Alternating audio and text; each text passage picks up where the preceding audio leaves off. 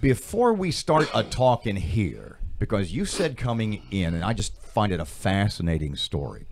You said on the way in you were listening to Erin talking about her dad during World War II, specifically at Okinawa. Right. And you said that your father was a fighter pilot in Vietnam, and I want you to tell that story a little bit, but then I want you to top it off with what you had said about when you give speeches and stuff. Well, sure. Thank you, Robert. Thanks for letting me be here this morning. My dad was 23 years in the Air Force and flew F-100 fighters in Vietnam. It was stationed out of Phan Rang. And the life that military families are faced to live with and kind of comfort each other, you grow very close with each other. I think that despite any of the awards that are handed out to people during the military, they don't do it for that. They do it because they're trying to serve their country and help their fellow man. And one of the sad things about, I think, those that came home from Vietnam is that they came back to a population that didn't welcome them back as the heroes they are for having served this nation. They were spit upon, cussed, called baby killers, and all kind of things. And Robert, I share with you, I make it a point whenever I'm talking somewhere to a group, I always like to find out if there's a Vietnam veteran in the room, and I walk up and shake their hand and tell them thank you for your service and welcome home, because most likely they've never heard that before in their life. You serve on the district court bench in Bossier-Webster Parish. You're now running for the Second Circuit Court of Appeal. There's an opening there on the court.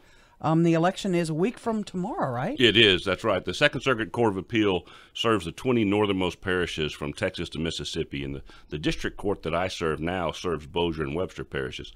This special election, it kind of came about abrupt and unexpected resignation and opening in this position, is elected only from Bossier and Webster. There are 9 judges in all for the court. They're scattered across the district. All 8 of the judges that serve now have experience serving as a judge before you go to the Court of Appeal, because your job there is to review what the district court judges do, make sure the law is applied appropriately, and hand those back down. What kind of courts, what kind of cases does the Court of Appeals, I mean, is it one specific kind of case? Is it from A to Z? It's A to Z, actually. In the district court where I serve now, we've been a general jurisdiction court, so we've had everything from any type of traffic violation through domestic matters, child custody, families that have had a family member taken advantage of, money taken from them, business disputes, criminal matters, attempted murders.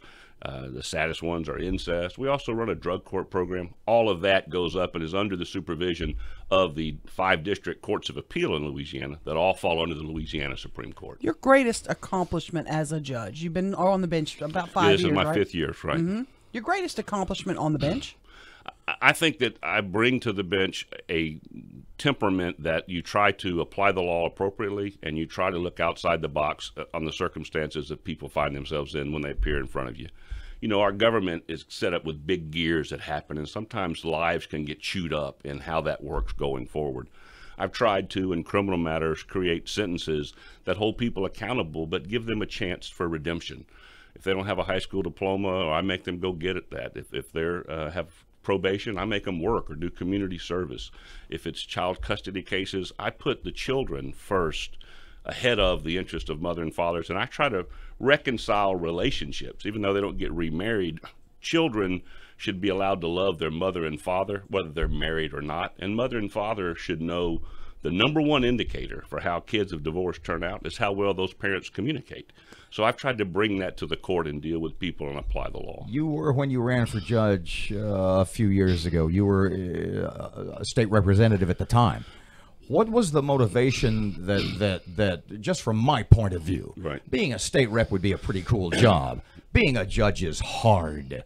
What was the mindset? What was that motivation? What sort of machinations did you go through to go, I'm gonna go to the hard job? Well, and I've been here and talked with you guys before, and in the legislature there was a lot of fun things that we did, important things of setting policy. You guys remember when they poured Clorox on the deer meat at the mission here in town? I was all over that, and we changed that and got meat donated. When Explo started, I was on Homeland Security. We led the charge on that, went to Washington, saved taxpayers tens of millions of dollars in the cleanup. And when it came to children, I could do things in Baton Rouge. I passed a law with the help of the entire legislative body and the governor that says, hey, if you're a convicted child predator, you have to give notice to your neighbors, to the people in the school close to you, the park that's around you. I made a law that said if you're on social media, Facebook, whatever it is, you have to put the same notice on that platform so that people can know who they're dealing with. People say, well, Jeff, people aren't going to follow that law. Well, wait a minute. We have a lot of laws people don't follow. We had teeth in there that if they didn't do that, you found a child predator on the internet, it was a failure to register. They went back to jail.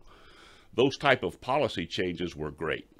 But I felt sometimes in Baton Rouge, no matter how fast I turned the steering wheel, it was like doing an ocean liner. You're moving one way or the other. At the district court level, I'm able to talk and deal with people's lives directly and immediately. You know, I'm driving a speedboat now. If you're in front of us and you've got a child custody matter, you've got a family that had someone taken advantage of, you've got a boundary dispute, whatever, you're a victim of a crime, we can deal with that directly. It's almost a natural progression. You know, first I studied law, then I practiced law, then I helped make law. Now we're administering law, and now I think it's the appropriate time to take the next step, having the experience as a judge, to go to the Court of Appeal and help set precedent. At the Court of Appeal level, people may not be familiar. There are several judges there. How many typically hear a case? Does it take 3 of the judges to hear a case, typically, right? you know, at the district court level, it's just 1 judge per matter. At the Court of Appeal, it's typically done here in a 3-judge panel, unless there's a dispute and you'll go to a larger panel. But the vast majority of cases are heard by 3 judges of the 9 that are impaneled there. What do your message to those other judges, the 8 others on the Second Circuit, what are you bringing to the table that will help them clear the cases, hear the cases that come before them? Sure. I think in this race, I bring the unique experience of having been involved in practicing a variety of types of law across the spectrum. You know, they do probably the opinions rendered by the Court of Appeal are more civil cases than criminal cases. I've been someone that's been in the process of making law. I've been a judge that has experience, and you know, I can describe for you, if you read something, that's one view of what took place. But if you're there and you live it and you understand the nuances of what's happening, you have a different insight into how things may be unfolded in the course of a case. I have that experience, just as the other 8 of them do, of having served as a judge, that I can help them. Judge Jeff Thompson, running for Court of Appeals judge. Early voting ends today. And Saturday at 6 p.m. Okay. Saturday at 6 p.m. and you can vote in Webster Parish at the courthouse, and in Bossier Parish at the courthouse, or you can actually vote at the History Center next to the library in Bossier City. General election is the 30th, right? Yes, sir. The following Saturday, the 30th. Wonderful to see you as well. Only thing on the ballot. Only thing on the ballot, except for one little thing in Sarepta, that's correct. But it's the only thing on the ballot in 2 parishes. Turnout's expected to be low. It's important to get out. You know, this is the opportunity for Bossier and Webster voters to have a judge with experience go and serve on the Court of Appeal. And I hope that my service in the legislature and our communities and the people that I have supporting me, you know, the sheriffs of Caddo and Bossier and Webster, the district attorneys from both. If you want to know about my stance on pro-life and pro-family, the Family Forum had me as an outstanding family advocate. Congressman Johnson supported me in this race. I have a footprint and a history in this community. You know, my children were born here. My parents are buried here. This is my home, and I plan on trying to serve this community. Plus, you always wave at us at the Benton Christmas Parade. Absolutely. We're glad to have you come and through. You can't put too much weight on that, my friend. No, absolutely not.